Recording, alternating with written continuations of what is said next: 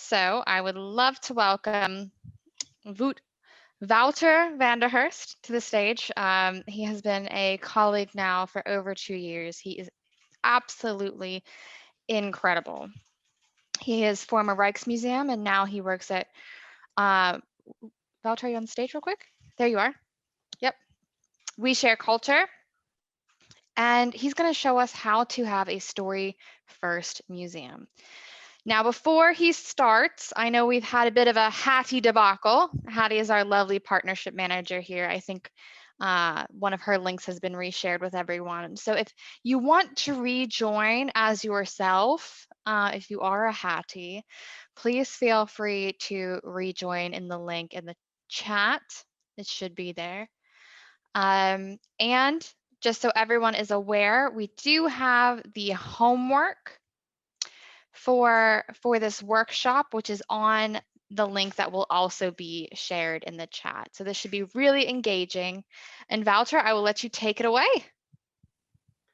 Thank you so much. And not to scare anyone off, the homework is really kind of a workbook, because I will be sharing some steps on how to, in a way, become a story-first museum, or at least put story at the starting point of creating digital experiences. And the workbook is kind of an overview of these steps that you need to take. So it's not that you have to do anything right away when you follow this workshop. So everybody can just sit back, relax, and listen, because I will be showing loads of engaging examples as well, some video, and hopefully everything will go well when I share my screen. Just to check, Caitlin. I can see it all good. Okay, great. Then I'll just start. Or do I have to wait a little bit longer for people to rejoin? So give a little bit of an intro about how you got to We Share Culture while people are rejoining. Sure thing. So I started my career at the Rijksmuseum here in Amsterdam. So my name is Wouter and I'm from Amsterdam. And I started at the Rijksmuseum in 2013 at the education department of the museum, and I became responsible for translating the educational mission of the museum to the digital world. And this comes quite natural to me because I studied history. I started out as a history teacher, actually. But I also did my master's in media innovation. So there was always this combination of storytelling and media. So this was something that I did at the Rijksmuseum, translating their educational mission to the digital world. So when it comes to multimedia tours, apps, social media channels, YouTube channels, where I will be showing, I will be showcasing some of the examples. And then in 2019, because I noticed when talking at conferences about the work that I did, I noticed the interest from other museums as well, dealing with the same kind of issues on how do you actually engage audiences online, how do you reach new audiences online, what is digital storytelling. That was kind of a starting point for me to leave the Rijksmuseum, which I, still hold dear and love very much, but was very excited to start my own venture, We Share Culture. And since that, so I think that's 1.5 years now already. And of course, with the whole pandemic, the issue has become even more pressing, of course. So that's kind of a background story. And I'll just kick off now, I think, right? I think most of the people have rejoined. All good. Okay, great. So what I wanted to share with you all is the idea of a story-first museum. So instead of like a collection-first museum, which I think most museums are used to, it's starting from the narrative of the museum. Because when you think about creating meaningful online experiences, and especially the platforms that you want to create those meaningful experiences on, we always need to start with the story first. So this is why I thought it would be an interesting approach for this workshop or inspiration session, or however you want to call it. And to get there, and this is also something that you will find in the workbook that is shared, to get there, you can take these very clear steps for your institution. And I know throughout this day, you all have been talking about audiences a lot, which is, of course, one of the first steps, one of the key steps is to really define an audience. Because what I always say is and this is how the internet is often viewed and digital, the idea that you can basically reach everybody. But the problem is, if you want to reach everybody, you're not going to reach anybody. You really need to specify who it is that you're trying to reach. But we'll get to that a little bit later. Because why I want to follow these steps is that I noticed that a lot of institutions, so both museums and learning institutes with whom I work as well, often start at thinking about platform and formats first, instead of taking these, what I think, necessary first steps. But we'll dive into that a little bit later, and I'll show you some examples of my work on how I did this at the Rijksmuseum, for example. About me, I can skip this part real quick because I already explained most of it. But indeed, so it started out at the Rijksmuseum as an educator digital learning. And in 2019, I founded We Share Culture. I also work as a research associate at the Media College, where I specialize in media literacy among teachers and students. And I also recently joined Smartify as head of content and learning, which is, of course, very exciting as well. But if you all don't mind, I would like to start with stating the obvious and beginning with, of course, the situation that we're all in right now. And I know that we've talked about this many times, and like I think you all, I'm also a little bit tired of, continuously talking about the pandemic and the effect it had on the museums. But it is a good starting point because it really showed, when you think about like the general response of museums to all of the lockdowns, the global lockdowns, really showed how museums still view themselves as purely physical entities. And I think this was best shown by the first immediate response when about a year ago, all of the museums, of course, had to shut down, had to close their doors for the first time in years, for the first time since most of them Second World War, when it comes to like the Western European museums. And their response basically was very telling, what I think. So it was basically saying, okay, so the physical building is shut. How do we copy this physical experience and paste it on the internet? So you saw all of these 360 museums being put on their websites and whatever platforms. And this was, of course, kind of a for many, I think, quite a disappointing experience. And I know there's a lot of experts here when it comes to the opportunities of VR and 360, but there's of course loads of opportunities, but the entry point for many of the museums was simply, okay, so we need to copy this physical experience because the museum is closed, and put it live on the internet. And of course, this was a first response. It was a logical response.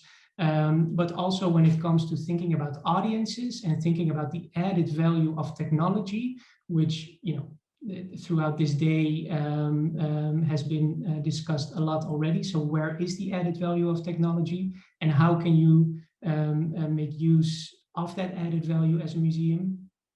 That kind of thinking wasn't really there. And again, I'm speaking in general terms, right? So this is not that this goes for all of the institutions, but just as a general response.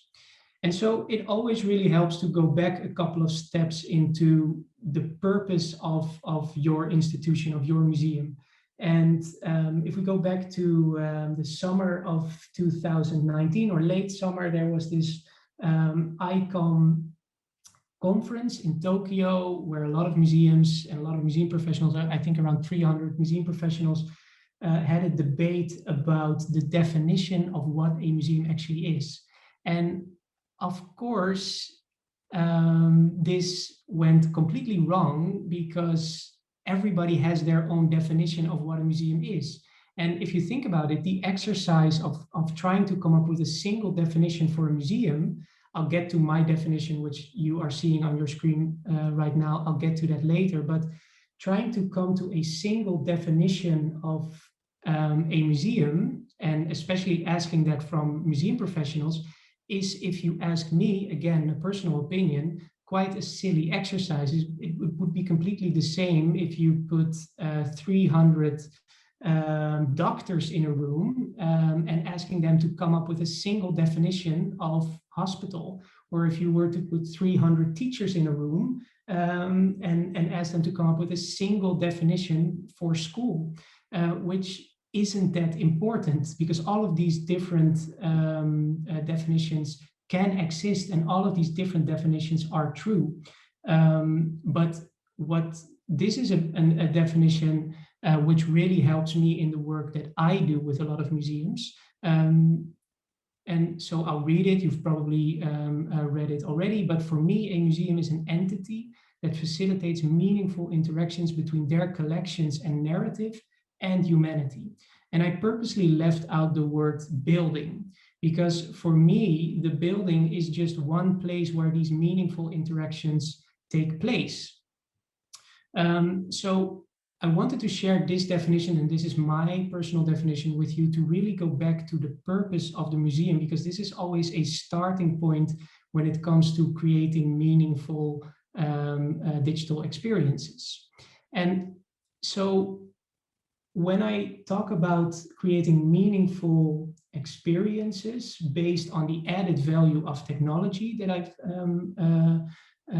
just shared with you, I also always like to share this example, because this was also a response to the lockdown. This was a response by the National Gallery, where, in my opinion, they've really looked closely at the needs of audiences and the roles that they can play in fulfilling those needs. And at the beginning of the lockdown, of course, everybody was really stressed out and uncertain and quite scared about what was going on in the world. And the National Gallery understood that a museum and a collection is, of course, much more than just the art historical context or the historical context or the technical context. It's also soothing, right? It can even be meditative, but this is an experience. This is a 5-minute meditation video with art, which you cannot have actually physically in the museum. So this is where the added value of technology comes into play. I'm gonna play the video, and hopefully it's not lagging or anything. If it's lagging, just please interrupt me and I can also share the links. But let's do it. Try to enjoy the experience. Oh, sorry about that. Here we go.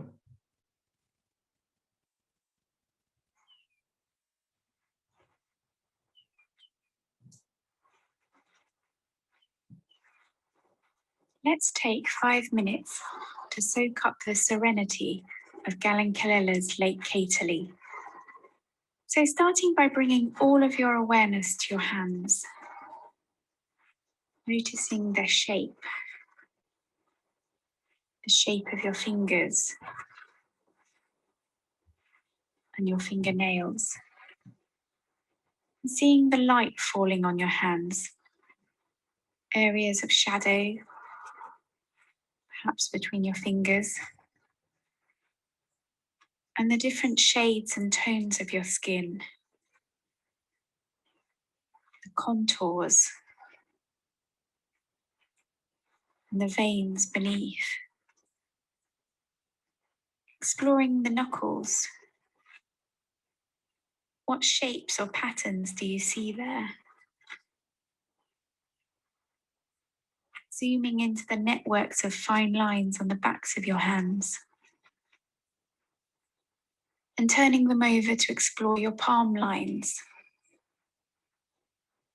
Not thinking, just looking with curiosity and wonder. And then bringing this sense of wonder to the painting.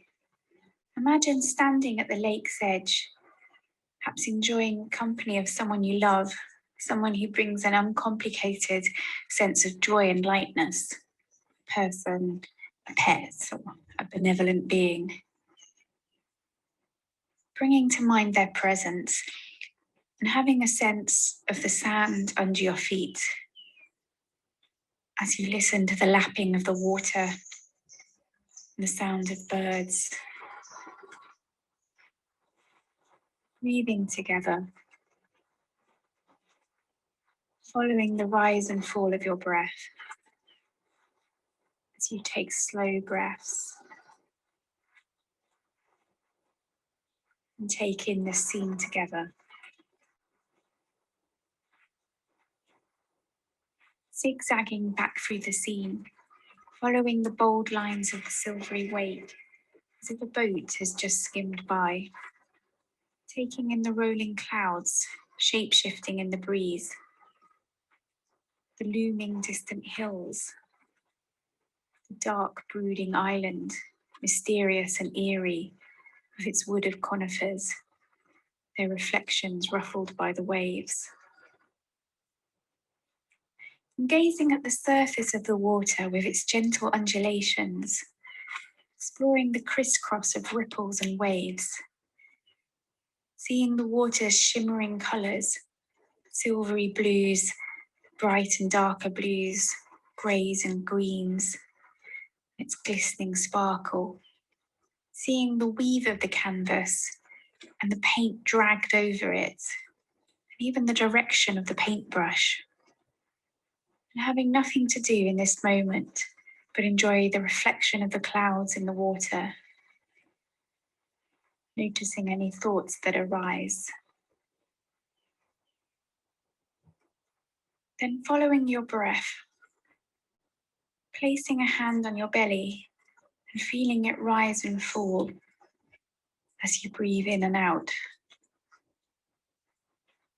as you listen to the sounds of the lake.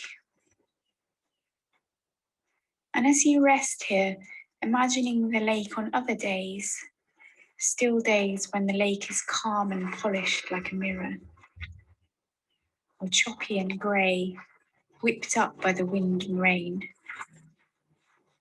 At sunset, the water's suffused with red and orange, and at night when the moon and the trees are reflected in its dark waters.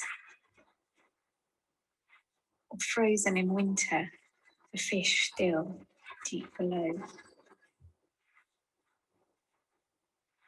And as you sit here following your breath and that rise and fall of your belly, picture bringing the lake inside of you so that you become one with it, carrying that calm blue serenity within you. We can think of this painting as we go about our everyday lives, whether the day is calm or stormy for us. We can notice our fleeting thoughts and feelings, impulses and reactions, our changing energy, while carrying a sense of a reservoir of calm within us, like the depths of the lake, unruffled by the chaos of life around us, and receptive to whatever arises. And just as the lake is held in its basin, cradled by the earth, come wind and sun and rain, we can hold and support ourselves with compassion. Let's close by taking one last moment to enjoy the tranquility of Lake Caterly, with that sense of a person we cherish by our sides, before taking this sense of peace with us as we set about the rest of our day. Okay, so I just wanted to share the whole experience in case some of you were actually following the instructions, which I think is really nice. But to me, and I don't know, maybe some of you have been in my workshops before, and I know I show this example often, but I just think it's a great one. I think it's a great example of a museum looking into the added value of a technology and linking it to the needs of visitors and of course their own personal mission. So I always think that that's just a very good example. So just to finish up this first introduction, meaningful content is based on your purpose. So the purpose of your museum to educate, to inspire, and the needs of audiences. And of course, the dynamics of the platform. And this is something that you really have to get experts in as well. And so, for example, this is why many of these 360 experiences it kind of didn't work because if you really understand the dynamics of VR, of 360, and understand how you can get the most out of it in terms of creating meaningful, educational, and inspirational content, then I think the response in the beginning would have been completely different, right? And this is where these external platforms with their expertise come into play, actually.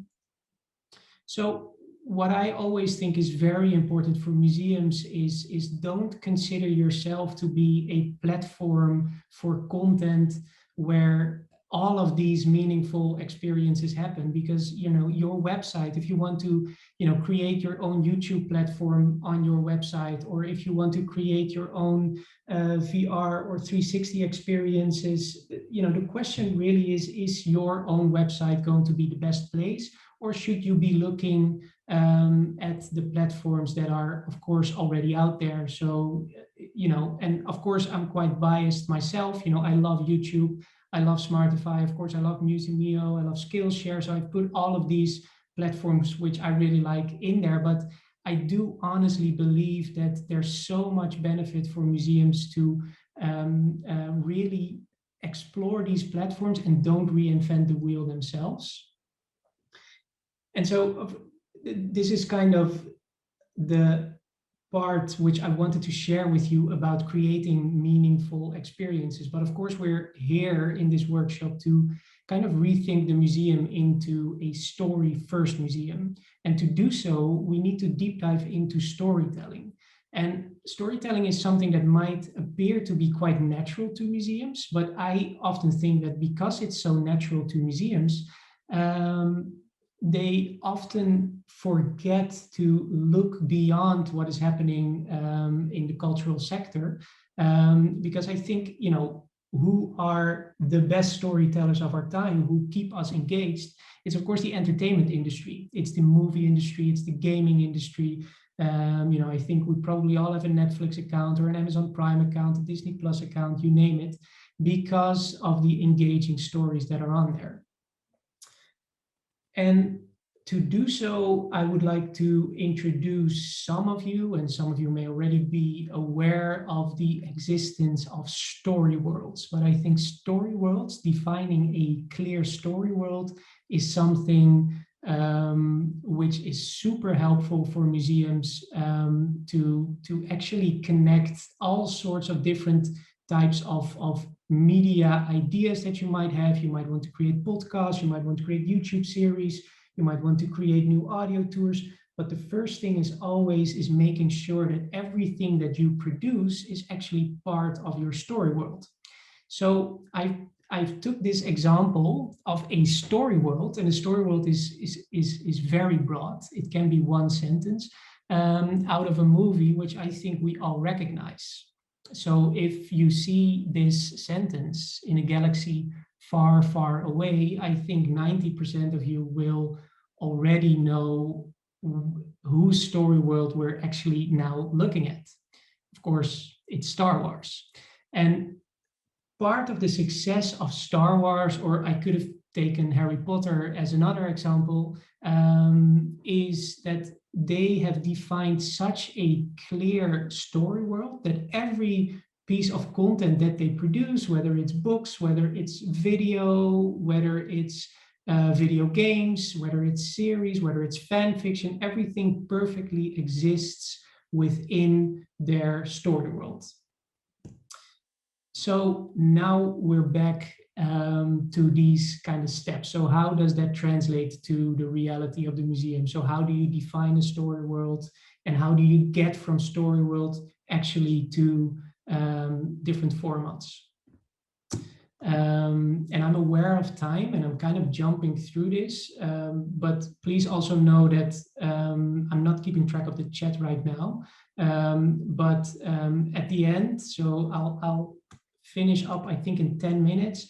We have 15 minutes of time for questions or any remarks or whatsoever. So feel free to put all the questions that you might have in the chat, and I will hopefully be able to answer all of them. And otherwise, I'll also drop my email if you want to have some more discussions about it.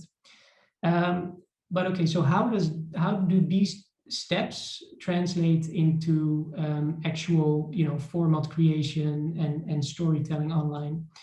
So I took an example of my work at the Rijksmuseum. It's called Is This Art? A YouTube series.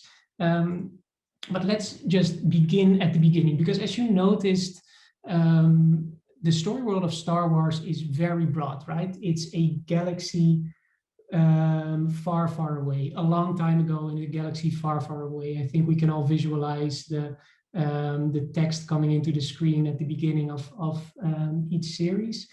But it's okay if your story world is that broad. And I think each one of us working at museums right now, all of the people listening in, working for museums, can probably, write down the story world of their museum in 2 minutes because they know it so well already. But it really helps to put it on paper. And this is also where the workbook comes into play. So you can kind of have a go at it at the end of the workshop or whenever you want.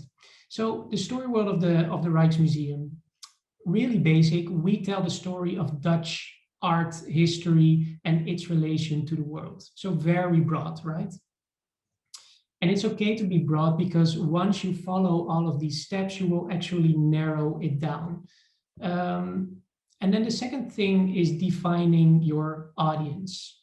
And what we wanted to do at the Rijksmuseum when it came to creating, meaningful digital experiences, we wanted to reach an audience that was not coming into the museum as much as other audiences. And so we looked at the demographics, and what we saw is that a male audience between 18 to 35-year-olds were represented the least in the physical museum. So this is where we kind of saw an opportunity to say, okay, so why not focus on that specific target audience? Because again, if you have the goal to reach everyone, you're not going to reach anyone. So I think it's always good to start out with defining the audiences. And of course, if your content is engaging enough, you will, of course, also reach other audiences as well. And then you start to think about topics. So what kind of topics, what kind of learning goals do you have? And what we wanted to do is we wanted to explain the connection between their visual culture and art, the collection of the Rijksmuseum, because we knew that these people were not necessarily into art as much. They were not coming in. So we wanted to kind of explain that their world would not look the way it does if you look at the stuff that they're doing, if you look at the movies that they're watching, if the video games that they're playing, that would not look the same if all of these artists did not come before and innovated in the way that they did. And this is not something new. This was something that we're already doing. We were already doing in my time at the Rijksmuseum at the education department. So this was not something new. We just needed to translate it into a digital format. So then you start to think about platforms, right? Where's the most logical place to reach them? And in this case, we chose YouTube. Going back to the whole idea of platform thinking, we wanted to reach a new audience. So how big are the chances that we're going to get them actually on the website of the Rijksmuseum, these chances are slim, pretty much zero, I think. So let's go on a platform where these audiences are already at. So we chose YouTube. Now, and how that translated into a format, we created a format called Is This Art, where we connected popular culture to the collection of the Rijksmuseum. I'm just going to show 1 or 2 minutes of the concept. Have you ever wondered why anime and manga look the way they do? And whether or not certain elements can be traced back to traditional Japanese art? Well, wait no longer, because we're about to break it all down for you in this episode of Is This Art? If you think that all anime and manga illustrations look similar, you're probably looking at it from a Western perspective. There's as much difference between them as there is in any other cartoon or comic style. But still, there's something about anime and manga which makes them instantly recognizable as Japanese. Which characteristics truly have their roots in Japanese art history, and which elements are borrowed from Western art historical traditions? We will answer these questions by diving deep into 3 important elements of Japanese art. 1. Contour lining.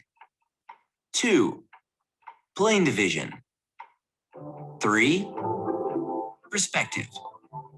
In order to understand the visual nature of anime and manga, it's important to understand the techniques behind one of the most important and influential art forms of Japan, woodblock prints. Woodblock prints were not always viewed as art by the Japanese themselves, as the prints were made mainly for the masses. But by the 19th century and onwards, partly due to the success of these prints in the West, the artistry of it caught on. Woodblock printing is a kind of stamping technique that consists of different phases. First, an image is drawn on special thin paper and glued onto a plank. Then the wood is chiseled into shape, following the lines of the drawing. The woodblock can then be inked and pressed onto paper, creating distinctive black contour lines. Color is then added using a similar stamping technique, leaving the contour lines intact. This distinctive contour lining is seen on almost all Japanese woodblock prints. While many modern Western illustrators try to get rid of these lines in their work as much as possible, the distinctive black contour lines can still be found in almost all anime and manga artwork, like Pokemon, Dragon Ball Z, Akira, and so forth. One of the most iconic woodblock print artists was Katsushi. So I'm just going to stop right there. Feel free to check out these channels that I'm sharing on YouTube later. But this is just to kind of give an idea on, if you follow these steps, what the outcome could be. And where it gets really interesting is if you follow these same exact steps, sorry for that, you can get a completely different outcome if the answers are also different. So if you want to reach a different audience, you will never get to something like this, because this is very specific for a very specific audience. So back to my work at the Rijksmuseum, where we followed the same steps, but the answers were different. The story world is the same. The story world is, of course, always the same, because it's the story world of your museum. But the audience in this case was a creative audience, an audience slightly older and interested in the techniques of the artist and might want to reproduce themselves, because we wanted to also translate the physical workshops that we did in the museum for like 15 people at the time. We wanted to translate them into a digital format which was accessible for tens of thousands of people worldwide. And so I'm just going to show you 1 or 2 minutes of this video as well, just to show you how different the whole look and feel and the whole experience actually is, because that audience is completely different. Sorry. Here we go. Today, we will show you how to make a lifelike botanical drawing by looking closely at the work of Maria Sibylla Marion. Hi everyone, and welcome to the Rijksmuseum's very own creative channel, Rijks Creative. This season, we will show you everything you need to know about watercolors, inks, and even blueprints. So grab your brushes and let's go. This is our teacher for today, Ingrid. Hello. And our expert from the Rijksmuseum, Jane Turner. Hello. Ingrid, that's a beautiful plant you've got there, but what is it for? Well, this is a beautiful lily, and we're going to use it today for our watercolors. We're going to study it very closely and observe it very good. I can understand why you chose the lily, because it would have been quite hard to find this precise variety of 17th century tulip. But what's so important and interesting about the model that we chose for the episode is that it's attributed to a late 17th century watercolorist called Maria Sibylla Merian, or one of her daughters. She was a remarkable woman for her time. In 1699, at the age of 52, she and her daughter sailed all the way to Dutch Suriname in order to record firsthand all the exotic insects and creatures and flowers. So she understood that you had to see it firsthand. So I wish you well with your watercolor of the lily. Okay, thank you. Let's do it. Okay, so I'm just gonna share real quickly. I think you all get the idea. This is basically a tutorial where the teacher step by step takes you through the entire process. Just to show how different the outcome can be, even on the same platform, if you follow these steps but have different answers. I'm finishing up. If you like this type of thinking, there's also a transmedia storytelling course by me on Museum Next that goes into it a little bit deeper. This is my email, wouter@weshareculture.com. I'll also make sure to share it in the chat as well if I don't have enough time to answer the questions. And I'm going to stop sharing my screen so I can also see the chat. Okay. Let me go to the Q&A first. Wouter, thank you for your talk today. Is your definition of museum, use word entity, is there anything that this specifically excludes? Well, that's a very interesting question. So in the word entity, is there something that isn't included? This is a great question. To me, I can't actually think of something that you might not want to include. I think, as mentioned, the museum is one part where these meaningful interactions take place. And of course, then it's really also up to you, whatever platform you want to use, right? So if it's digital platforms, if it's physical platforms, if it's on schools, if it's anywhere else. So I would say no, actually. And sorry, I thought I could read the questions to you if it might be just a little bit easier. Sure, yeah. Amazing.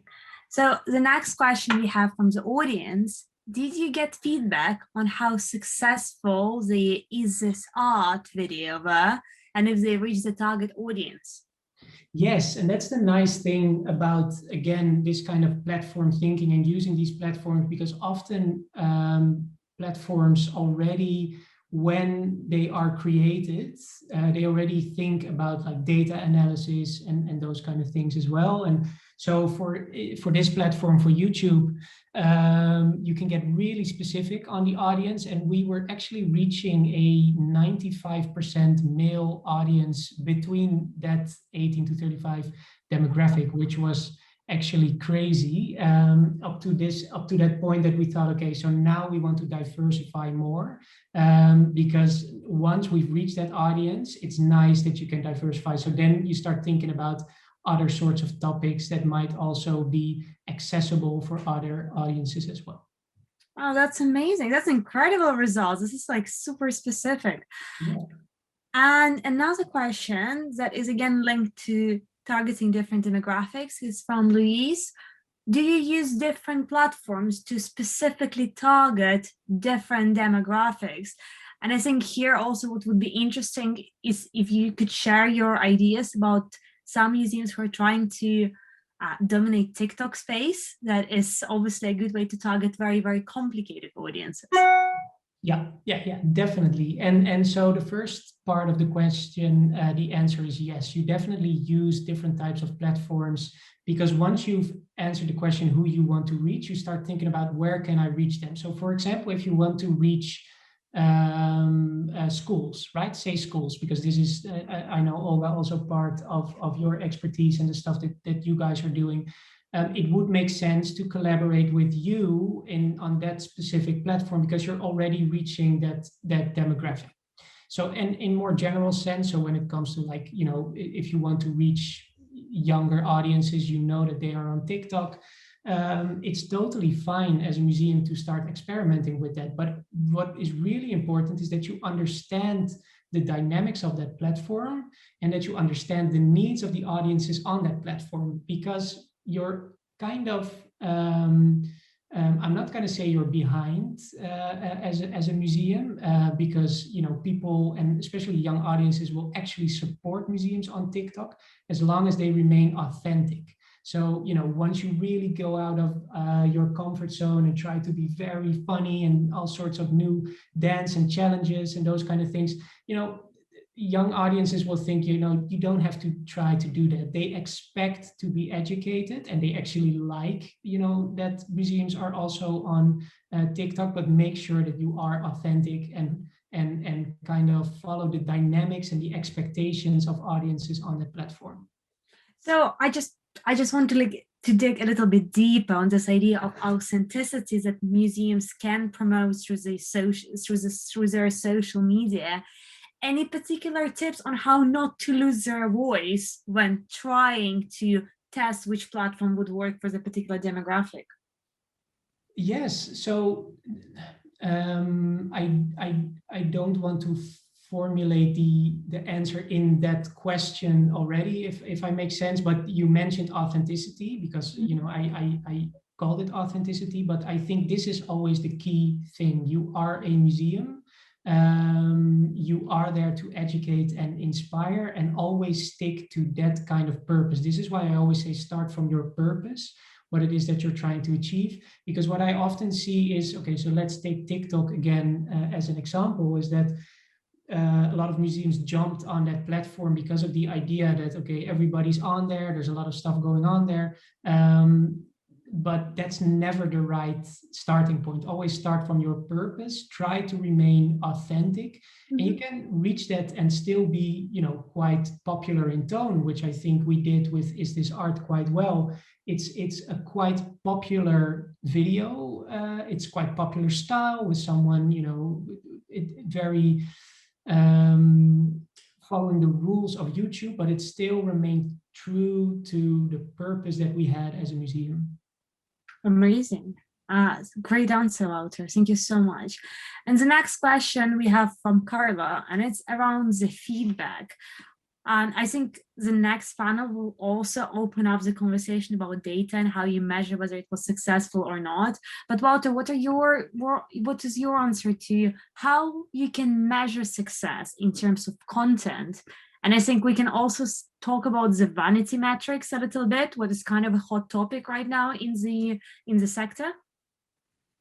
Sure. So this is of course always a very, very tricky one, right? I think we can all attest that measuring success when it comes to digital experiences, there's loads of different KPIs that you might have to measure the success. Like there's you have to go back to your goals, the goals that you're setting on the educational goals, of course, the commercial goals that you might have when it comes to, for example, revenue or those kind of things. And this is how you can actually measure success. I always consider myself a educator, museum educator. So my goals are, when it comes to measuring success, were never really commercial, so to say. But you always try to measure more in terms of impact and engagement. Going back to, for example, the Is This Art example, you know, we we reached a lot of people, and it wasn't like we reached hundreds of thousands of people or anything. We needed more time to actually get there, but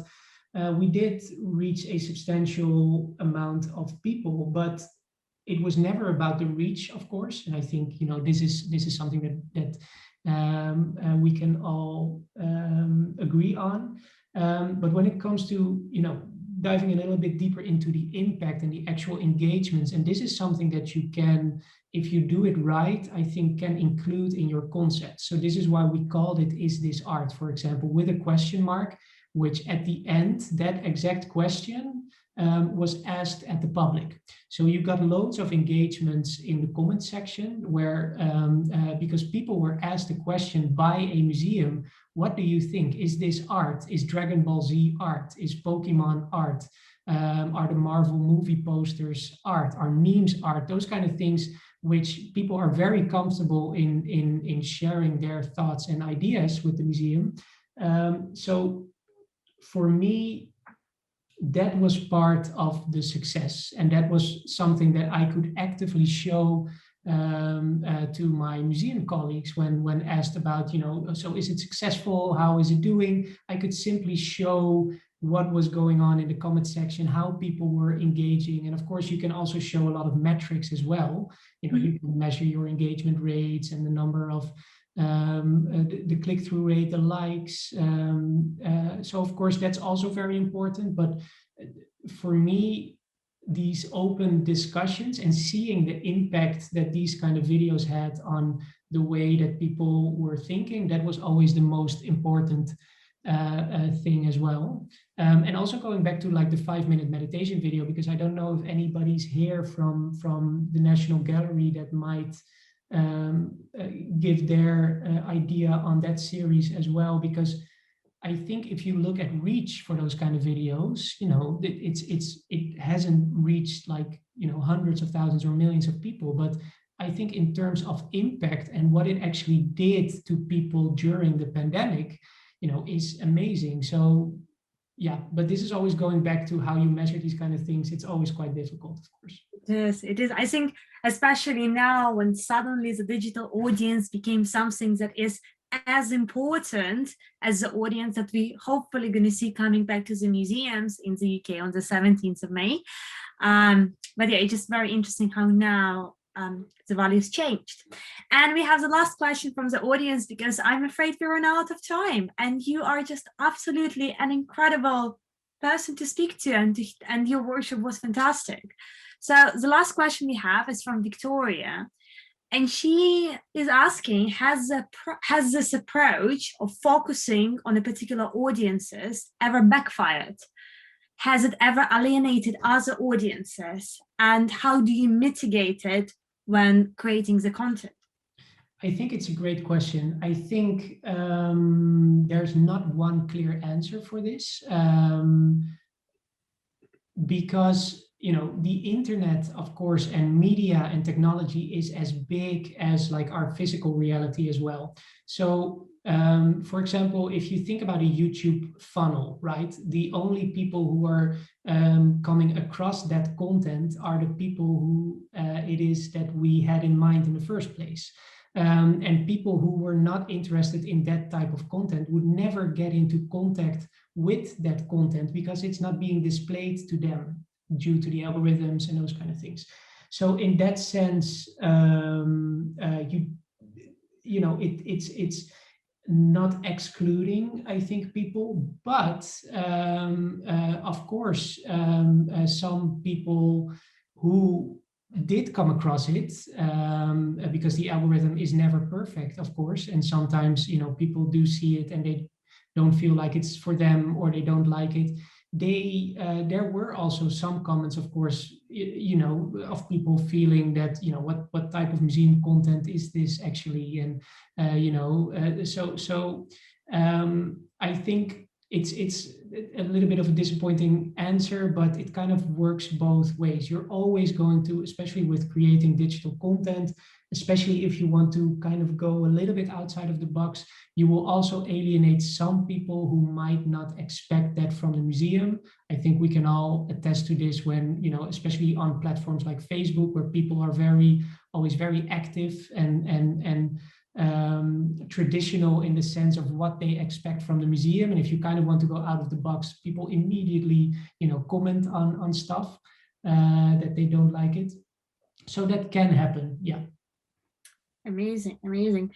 And just before we wrap up, I have another question personally from myself. I think it's around ink, and you might not have an answer to it because I think it's quite a challenging one. How can you engage older generations through digital, especially now as they don't have another option? Any advice there on a particular platform or a particular approach to explore for a museum, big or small? So definitely same steps. Always start with like story first, audience, define that audience first. Where is that audience? Of course, I've talked about Facebook is of course an obvious one. And then start thinking about, okay, so what is it that these people are expecting from that platform? What is it? How are they engaging on that platform? And what can we do to stimulate that engagement and get them to engage with our content as well? And of course, Facebook is the most obvious example, but I would just say always follow these steps. And if your answer is with audience, okay, so we want to reach like a 55 to 85-year-old audience, then start thinking about deep diving into the platforms where they are already at. Amazing. Thank you so much, Wouter. Okay, you're welcome.